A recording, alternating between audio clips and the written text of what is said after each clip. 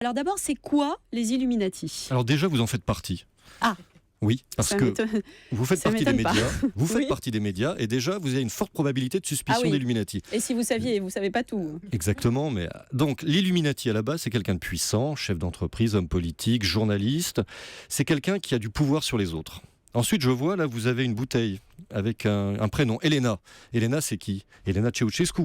Donc, c'est une référence, vous êtes en train de nous faire une référence à un autre Illuminati qui était Ceausescu. Vous voyez un peu ce que ça procède? Voilà l'esprit conspirationniste, à partir de tout et n'importe quoi. Ah oui, il y a écrit Elena sur ma bouteille. Je me disais, il est Illuminati et aussi bigleux, parce que c'est pas la marque de la bouteille, mais effectivement, oui.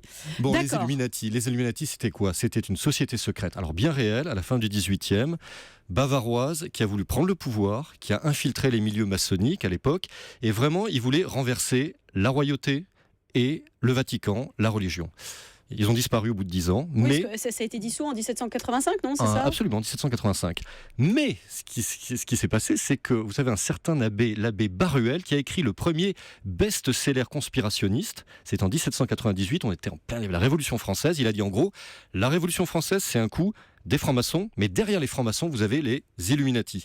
Et cette légende noire s'est propagé au cours des siècles pour arriver de nos jours avec des gens comme Beyoncé, Rihanna, Lady Gaga. C'est ça qui est dingue, Katy Perry et même Nicolas Sarkozy. Alors qu'est-ce qu'ils ont à voir, eux, avec les Illuminati? Ah, vous êtes au courant, vous aussi, pour Sarkozy? J'ai enquêté. Waouh.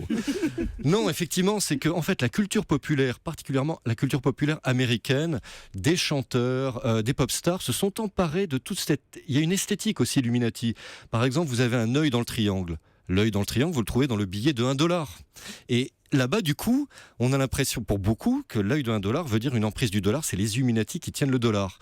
Bref, c'est un syncrétisme, et tout ça, dopé par Internet, en fait, on vous refourgue le complot judéo-maçonnique, mais version 2.0. J'ai aussi vu à propos de billets de dollars qu'on pouvait, en pliant le billet de $100, m'avez-vous dit, voir le World Trade Center, les tours du World Trade qui s'écroulent. Décidément, vous connaissez bien vos dossiers.